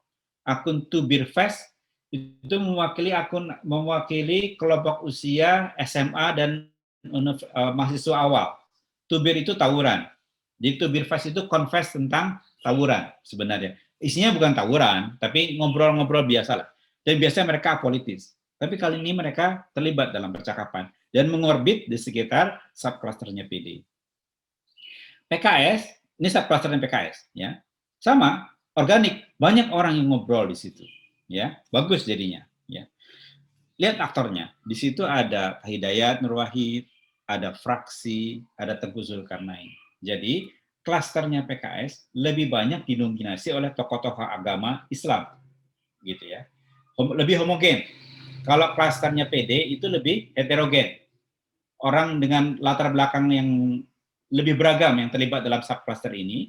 Kalau dalam PKS lebih homogen. Jadi ini menarik perhatian orang-orang yang punya latar belakang agama Islam, gitu ya. Lebih seragam lah, lebih ya. Kalau kita lihat nih di narasi PDPKS ya. Di tanggal 6 pada saat paripurna itu yang dominan adalah RUU Demokrat Rakyat, kemudian ada politisi pilihan walkout di Demokrat. Pada PKS Oktober, nah ini kita lihat ada pola khas doxing, serangan personal. Ada RUU Demokrat, kemudian ada istri, cewek atau simpenan. Ini pola khas dari serangan serangan akun bot, ya, serangan akun bot. Jadi ketika mereka menyerang, yang mereka serang bukan argumennya, tapi personalnya, atau mereka melakukan serangan dalam bentuk hoax dan disinformasi, gitu. Betul. Jadi PKS mengajukan argumen penolakan terhadap RUU Ciptaker, tapi yang diserang politik PKS soal cewek simpenan, gitu. Itu khas sekali. Gitu. Jadi sekali lagi bukan menyerang argumennya, tapi menyerang personalnya, gitu, menyerang personal dari orangnya, gitu. Itu khas dari yang kita sebut sebagai troll war, perang akun ternakan, gitu ya. Kemudian tanggal 11 untuk Demokrat didominasi oleh narasi Ferdinand yang mundur, gitu. Untuk PKS tanggal 13 minggu kemudian narasi yang muncul adalah waktu itu ada penangkapan salah satu kader PKS, ya, jadi ditangkap, bebaskan, dan juga kami. Karena organisasi yang dibidik waktu itu adalah kami, Syagana Nainggolan dan kalau nggak salah Bu Kingkin kalau nggak salah ditangkap di situ. Ya, gitu. Jadi itu menjadi dominan. Ya. Gimana ininya? Gimana analisis emosinya? Kalau di Demokrat yang dominan adalah antisipasi. Antisipasi ini adalah kata lain dari harapan. Jadi ada harapan yang besar. Yang kedua adalah trust, ada kepercayaan. Jadi ada trust and hope. Ya, di PKS sedikit berbeda. Trust-nya lebih besar, tapi hope-nya jauh lebih kecil.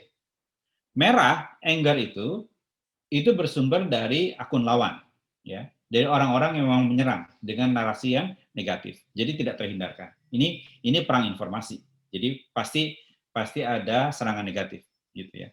Tapi yang kita perhatikan tadi di PD ada trust and hope. Di PKS ada trust, gitu. PR kalau menurut saya dari sisi komunikasi kampanye adalah membesarkan hope-nya, gitu. Karena salah satu perilaku, salah satu motivasi orang untuk memilih itu juga adalah hope, selain trust.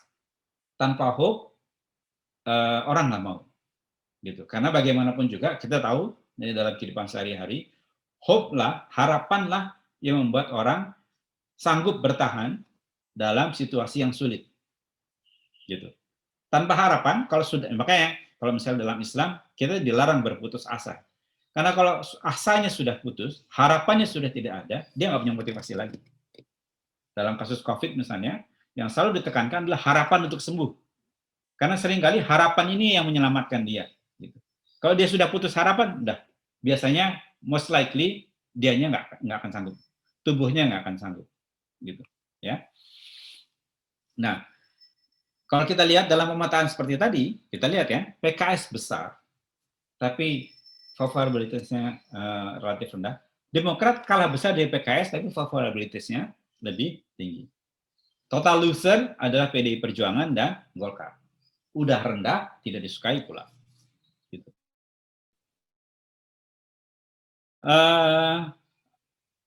Apa namanya? Nah, juga ini hal yang menarik. Kalau kita perhatikan di sini, ada pola yang juga menarik.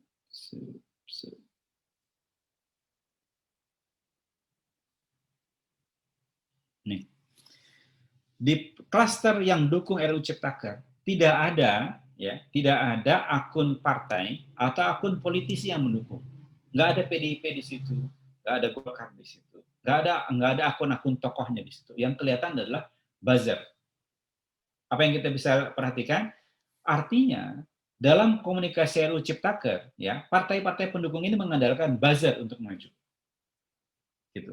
Dan ini bukan komunikasi politik yang baik. Kenapa? Karena kita tahu buzzer itu tidak pernah berkomunikasi berdasarkan argumen, berdasarkan isu.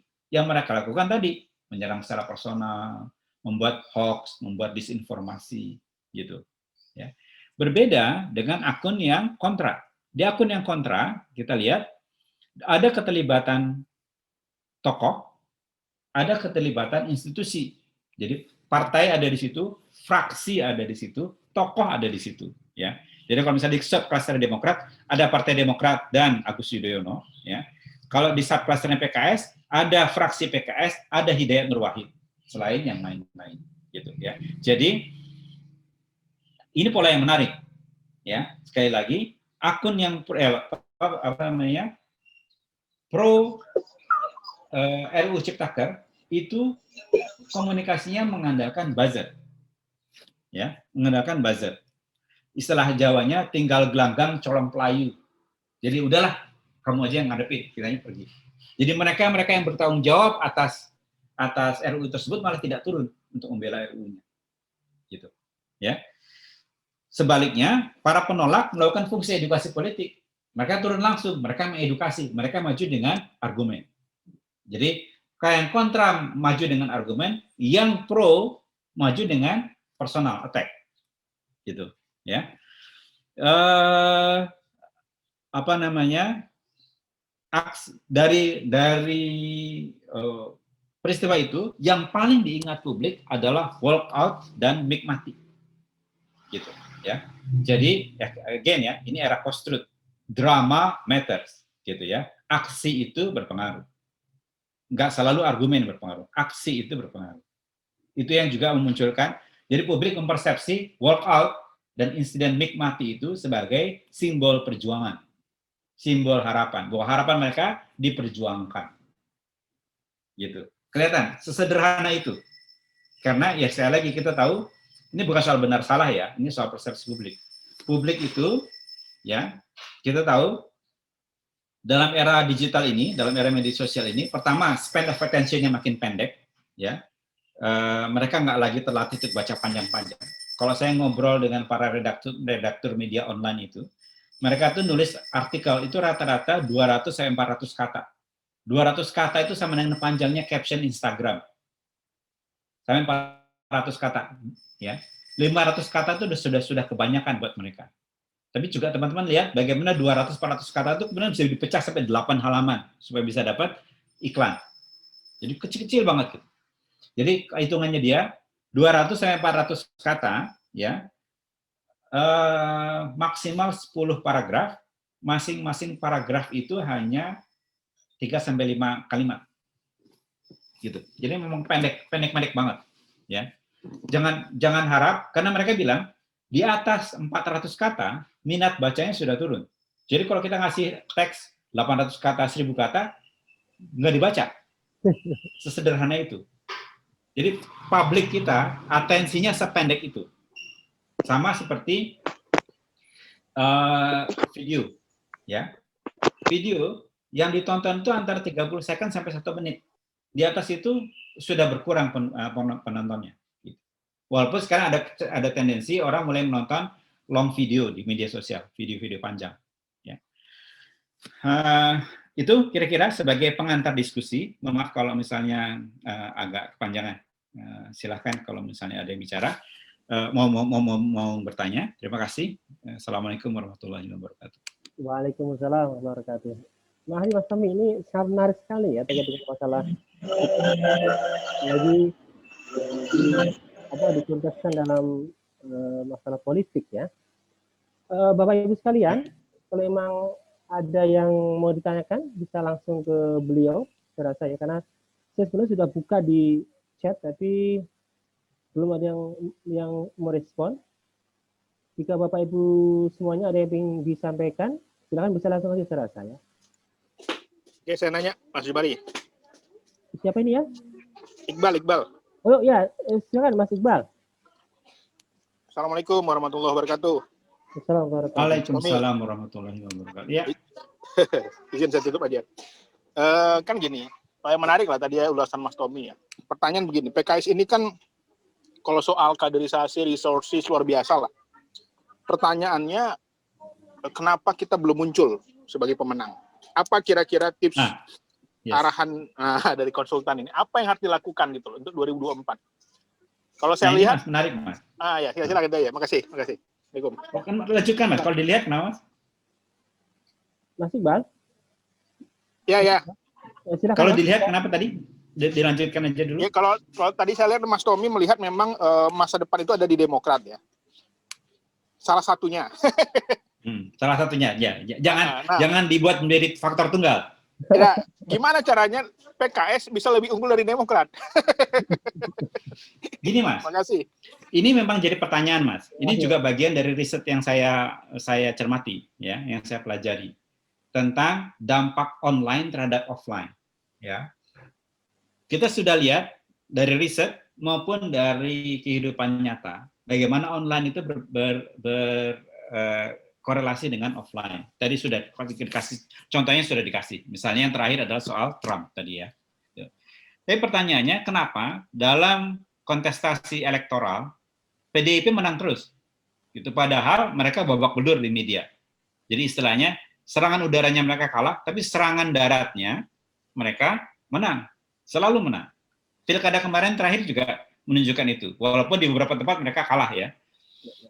Artinya gini, andaikan mereka tidak pakai intervensi kekuasaan, misalnya Solo sama Medan pasti mereka kalah, gitu, ya, karena mereka punya kekuasaan dan mereka bisa pertahankan. Tapi di tempat-tempat yang lain mereka masih bisa menang, gitu.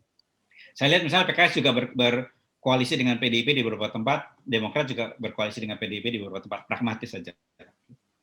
Nah, kalau yang saya pelajari adalah ini juga kaitannya sama perilaku calon pemilih kita. Ya, yang mohon maaf dengan segala hormat dan juga ada banyak riset di situ masih sangat terpengaruh oleh kepentingan jangka pendek.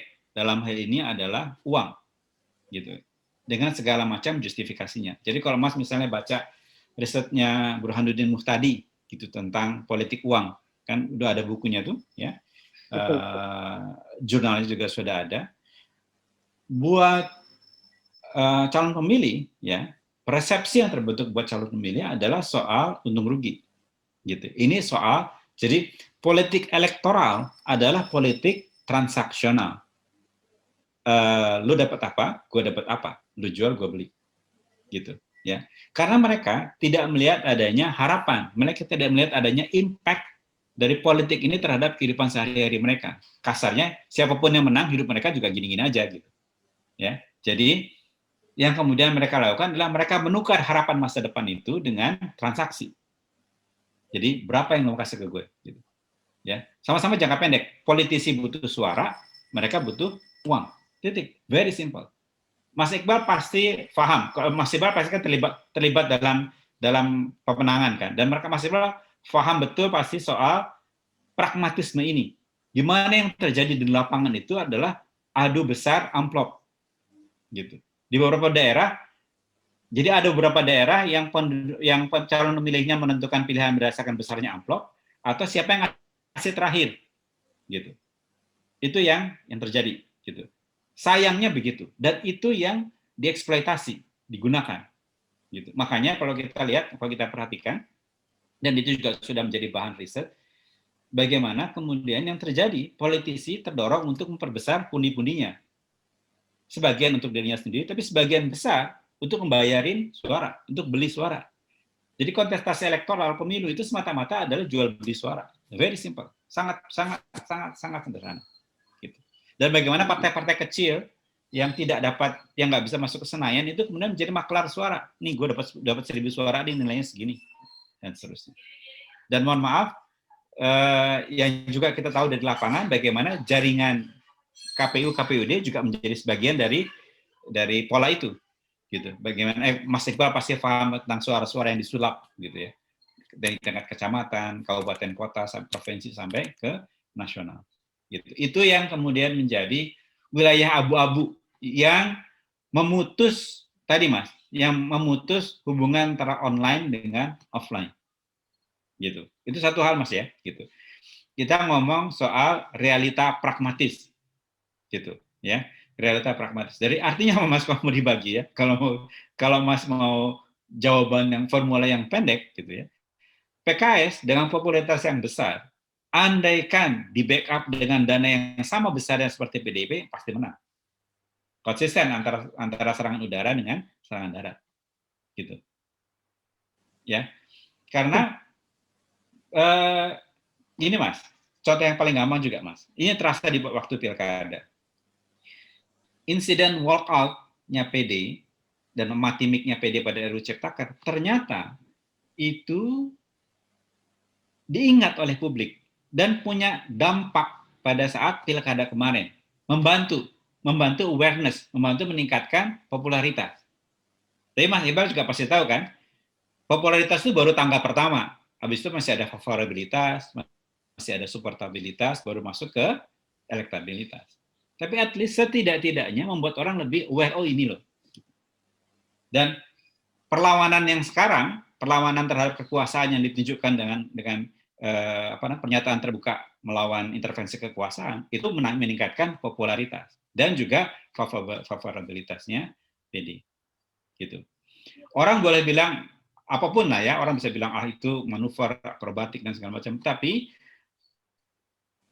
yang real, yang konkret, persepsi publik makin baik terhadap Partai Demokrat. Awareness makin besar dan makin disukai. Dianggap sebagai simbol harapan, simbol perjuangan. Nah, itu jawaban pendek, Mas. Jadi sama-sama memperlakukan politik elektoral sebagai politik transaksional. Jadi andaikan Demokrat punya kekuatan keuangan yang sama dengan PDIP, ini saya PKS menang. Gitu ya. PKS punya kekuatan keuangan yang sama dengan PDIP, ini saya PKS menang, transaksional. Pasti bakal tahu itu. Yang kedua adalah, tadi kalau Mas Iqbal perhatikan soal persepsi, Mas. Soal pemetaan persepsi tadi. Ya. Kalau buat saya, Mas, sebagai konsultan komunikasi, saya agak worried dengan kecenderungan homogenitasnya PKS, gitu. Jadi kalau kita lihat tadi di orbitnya di RUU Ciptaker, kan kita bisa lihat tuh di situ akun-akun yang beredar di subklasternya PKS itu homogen, yaitu mereka-mereka yang terasosiasi dengan kelompok Muslim saja, gitu. Padahal kita tahu dari sejarah pemilu dari 1955 sampai sekarang, ya, suara Muslim itu tidak pernah bisa lebih besar daripada suara nasional, gitu. Bahkan kalau nggak salah setelah pemilu 55, pemilu tahun 1960 kalau nggak salah, PKI lebih besar daripada suaranya PKI lebih besar daripada suaranya NU waktu itu, gitu ya. Dan setelah itu dari pemilu ke pemilu selalu kita lihat suara nasionalis lebih besar daripada suara religius, suara agama, gitu. Nah, suara saya masih kedengaran nggak? Iya Mas, masih Mas, sangat jelas. Masih ya. Silakan. Nah, makanya kemarin saya senang ketika lihat PKS berusaha melakukan rebranding dari hitam putih menjadi oranye dan berusaha supaya menjadi lebih populer. Kalau istilahnya Pak Mardhani dalam komunikasi pribadi, PKS berusaha untuk menjadi lebih ke tengah, menjadi lebih moderat, gitu. Tidak terlalu kanan lagi, gitu, lebih moderat kanan lah kalau kita pakai pembagian politik di Eropa, moderat kanan gitu kurang lebih. Tapi Mas, simbol satu hal, ya, narasi itu hal yang lain, ya, dan karena itu persepsi juga bisa terbentuk dari hal yang lain.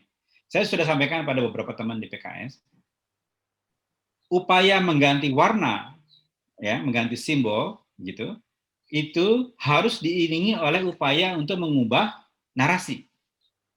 Narasinya PKS harus merefleksikan heterogenitasnya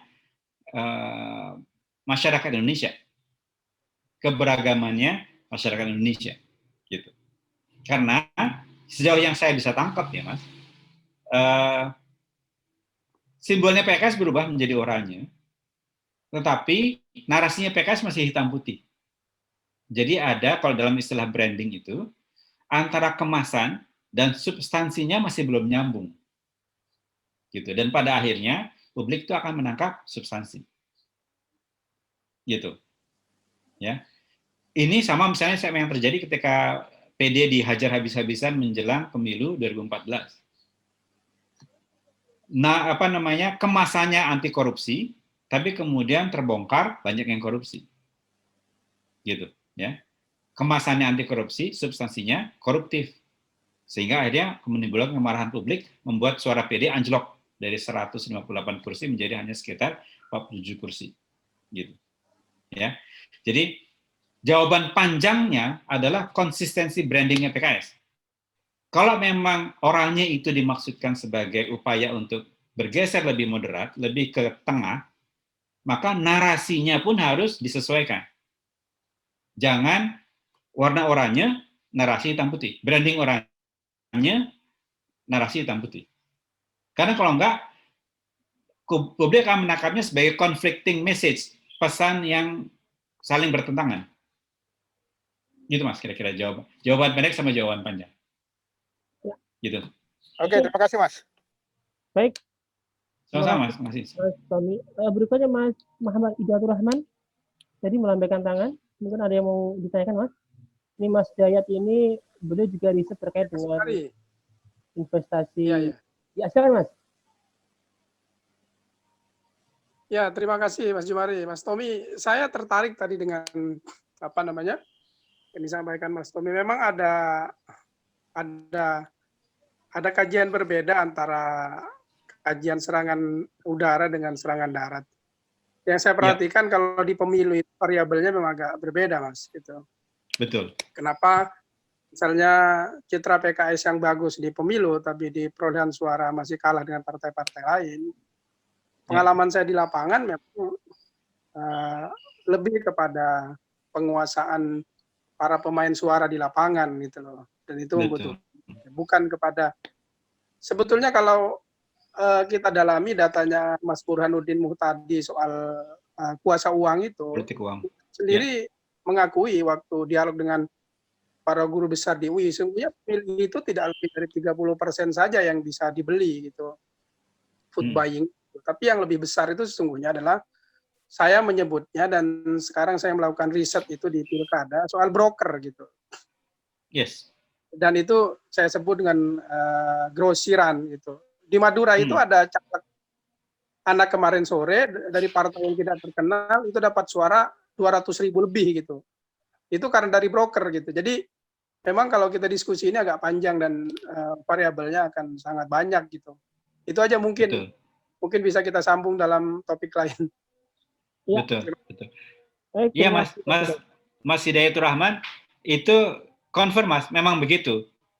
Kasus di Madura juga saya dengar tentang bagaimana suara itu bisa diatur di bawah meja gitu ya. Bagaimana pemenang itu bisa ditentukan bahkan sebelum kontestasi berlangsung gitu ya, karena tadi ya pengaruh uang dan segala macam gitu. Jadi memang tadi Mas bilang soal hanya 30% yang berpotensi untuk melakukan vote buying, tapi 30% itu kan besar Mas. Sekarang aja partai aja nggak ada yang nyampe 30% suaranya. Gitu. 5% aja udah bisa menentukan bisa menentukan nasib gitu. Karena Iya. parliamentary threshold itu kan hanya 4% kan, dapat 5% aja Hanya masuk ke dalam tidak- parlemen tuh. tidak ngumpul di satu partai, dia kan pasti menyebar kan, makanya saya bilang kecil gitu. Yes, itu betul. Tapi dalam prakteknya berpengaruh, Mas. Berpengaruh. Jadi selisih suara itu 1%, 2% pun di beberapa tempat itu bisa mempengaruhi perimbangan. Gitu. Tapi poinnya benar. Yang jadi tantangan itu adalah soal pragmatisme. Gitu. Nah sisanya 70% itu memang digarap melalui narasi, melalui persepsi. Karena itu tadi yang saya bilang, konsistensi narasi menjadi penting dengan dalam konteks political branding. Gitu, Mas, kira-kira. Ya, baik, Mas Tommy, ini ada yang ngechat, ada yang bertanya bagaimana cara untuk menaikkan hope dan favorable-nya. Itu seperti apa? Ini dari Mbak Irma Kai. Silakan, Mas Tommy. Ya, terima kasih Mbak Irma. Ini apa Mbak? Ini butuh kerja yang panjang dan konsisten gitu ya untuk menaikkan hope and trust tadi gitu ya. Jadi kerja yang panjang itu gini. Kerja politiknya dan pernyataan politiknya harus secara konsisten memberikan harapan dan trust kepada publik gitu. Karena publik ini dinamis, apalagi sekarang media sosial itu dominan dalam mempengaruhi opini publik. Kalau kita lihat dalam sejumlah riset media, kalau dulu TV itu berpengaruh, sekarang TV itu mengikuti media sosial, gitu ya. Jadi ada relasi yang juga sirkuler. Kalau saya selalu menyebutnya antara media sosial, media massa, dan percakapan offline itu ada kaitan yang sirkuler dan saling mempengaruhi. Tapi dalam keadaan krisis, dalam keadaan perubahan-perubahan yang cepat dan besar, biasanya media sosial dan media online yang menjadi ujung tombak, bukan lagi TV. Karena TV selalu lebih lambat memobilisasi resources-nya.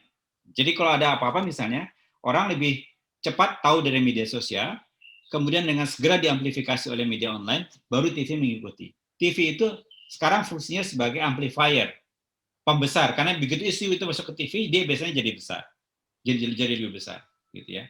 Karena itu ini sekedar tips aja. Teman-teman yang belajar komunikasi pasti tahu soal teori agenda setting, bagaimana kita mempengaruhi agenda media. Kalau dulu agenda setting itu kita lakukan dengan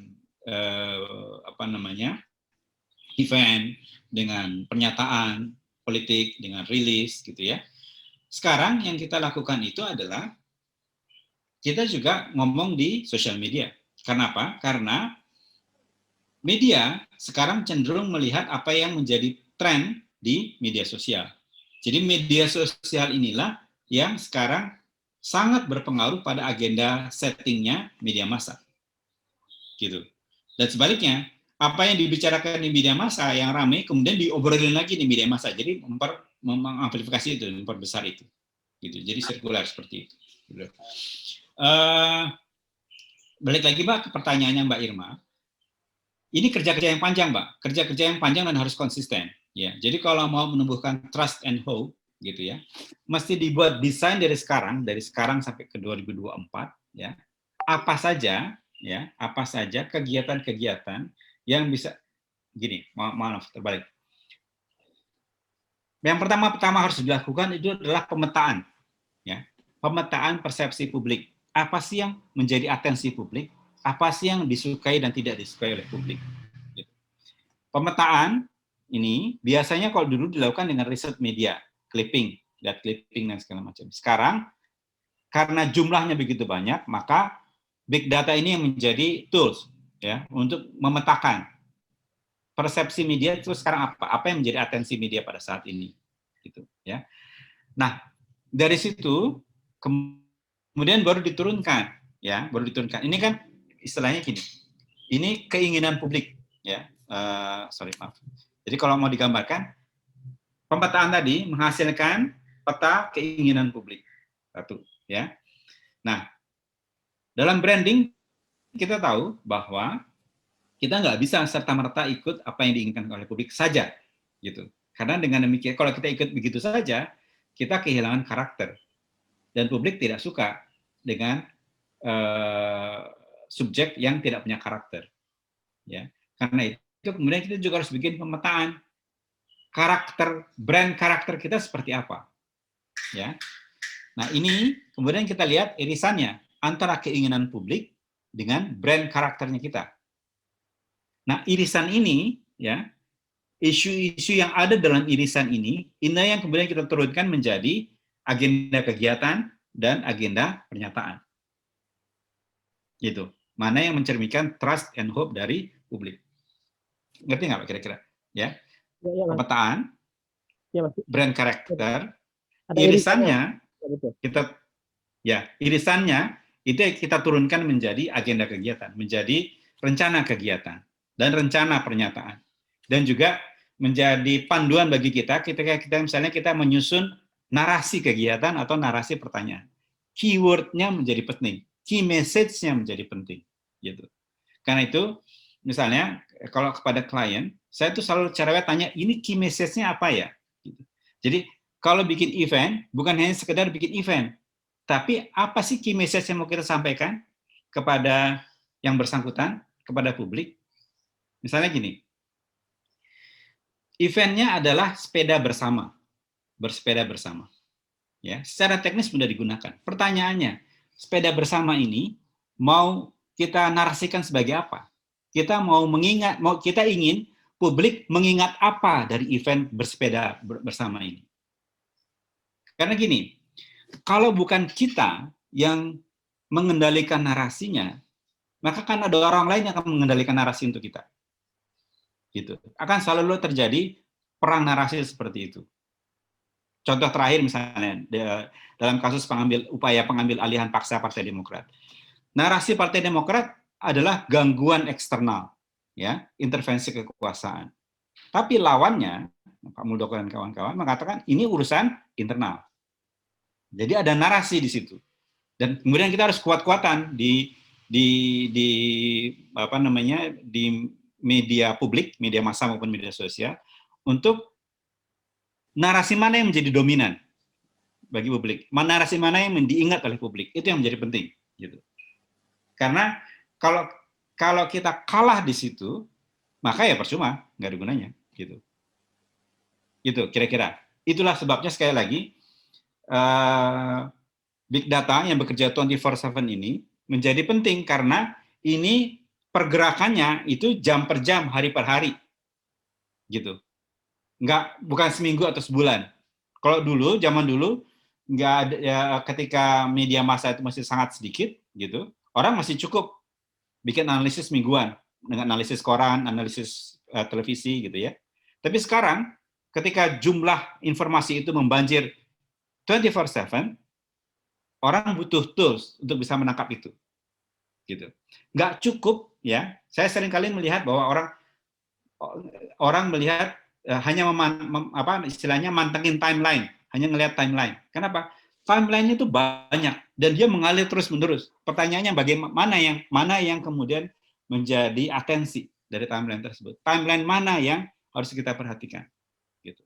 Karena yang terlibat dalam sebuah percakapan bisa banyak sekali. Kalau ada 10.000 akun, gitu, dari 10.000 itu mana yang mau kita cermati? Karena nggak mungkin, secara teknis nggak mungkin mencermati 10.000-nya. 24/7 pula, gitu. Sama seperti media massa, ya, media online lah. Media online yang diverifikasi itu 400, yang tidak diverifikasi totalnya dari 23.000. Rata-rata satu media massa, saya pernah ngobrol dengan salah satu redaktur, 1 jam mereka tuh rata-rata ditarget untuk posting rata-rata 3-5 berita. Bayangin. Katakanlah misalnya 3 kali 24 jam kali 7 kali 400. Berapa banyak tuh artikel yang mesti kita baca? Berapa besar tim monitoring media yang mesti kita pekerjakan kalau mau lihat satu-satu? Kecuali kalau kita pakai mesin, gitu. Bukan, mohon maaf, ini bukan promosi ya, tapi saya ngelihat kenyataan berkali-kali, saya ketemu berkali-kali, saya udah ngomong di berbagai tempat, di berbagai partai politik, di berbagai institusi pemerintahan, ini common mistake. Kesalahan umum yang terjadi adalah merasa dengan mencermati beberapa akun saja, dia sudah paham semuanya. Gitu. Itu tadi yang saya bilang contoh, 100 itu banyak apa sedikit. Gitu. Kalau 100 dalam bentuk akun, kelihatan banyak. Tapi kalau 100 dari 400.000, belum ada apa-apanya. Gitu. Itu kira-kira, Mbak. Ya. Jadi, no rocket science, Mbak. Ya, ini bukan rocket science. Ini bisa dilakukan, tapi memang butuh satu, pengamatan yang komprehensif, ya, pemetaan yang baik, ya, kemudian pemahaman terhadap brand character, sehingga kita bisa menyusun rencana kegiatan yang tepat. Jangan asal menyusun rencana kegiatan. Gitu. Rencana kegiatannya harus tepat dan relevan. Relevannya artinya relevan buat publik. Karena kalau bikin rencana kegiatannya sih gampang. 17 Agustus ngapain? Upacara. Oke. Upacaranya upacara seperti apa? Di mana? Siapa yang bicara? Key message-nya seperti apa? Gitu. Apakah upacara yang dilakukan di puncak gunung? Apakah di dalam lautan? Apakah di lapangan, apakah di dalam ruangan, masing-masing itu punya simbol yang memberi makna kepada publik. Sampai, ini saya lagi karena kita di era post-truth, sampai misalnya wardrobe-nya, busananya apa? Pakai seragam kah? Pakai batik kah? Gitu.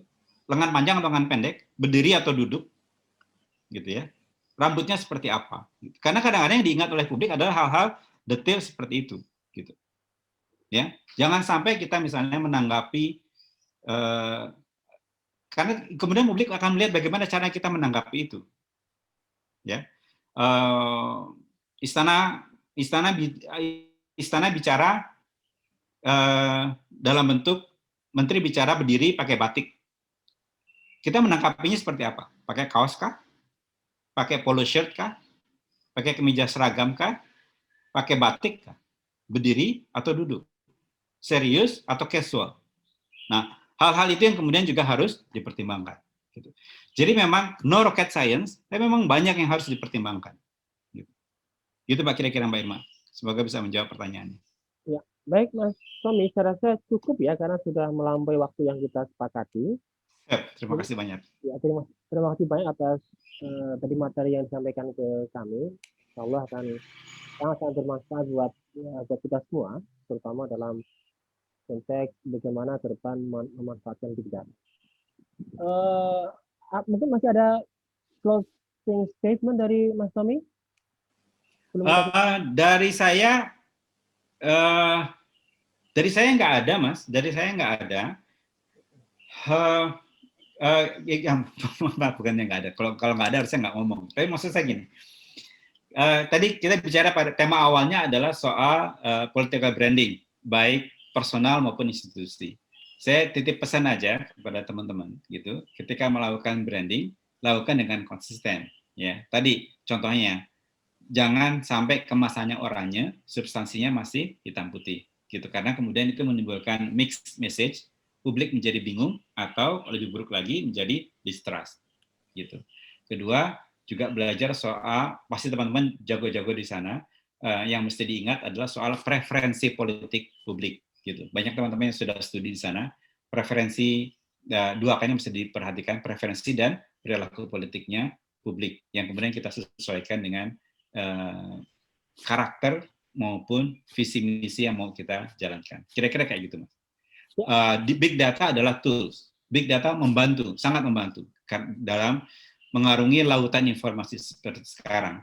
Tapi kalaupun nggak ada, ya, kalaupun belum bisa diakses big datanya, setidak-tidaknya pola pikirnya itu harus tepat, gitu dalam melihat situasi. Jadi jangan mudah terpengaruh oleh jumlah. Mesti dilihat jumlahnya itu besar dalam pengertian apa, supaya kita tidak tertipu oleh bias jumlah. Number bias. Itu kira-kira Mas dari saya. Terima kasih banyak atas kesempatannya. Mohon maaf kalau ada kesalahan, ada kekurangan. Kalau misalnya ingin diskusi lebih lanjut, Mas Sabto punya nomor handphone saya dan punya alamat email. Terima Terima kasih banyak. Terima kasih banyak ya teman-teman atas atensinya untuk diskusi di siang hari ini. Semoga bisa memberi kebaikan buat kita semua. Dan saya sebagai pembawa acara, mohon maaf.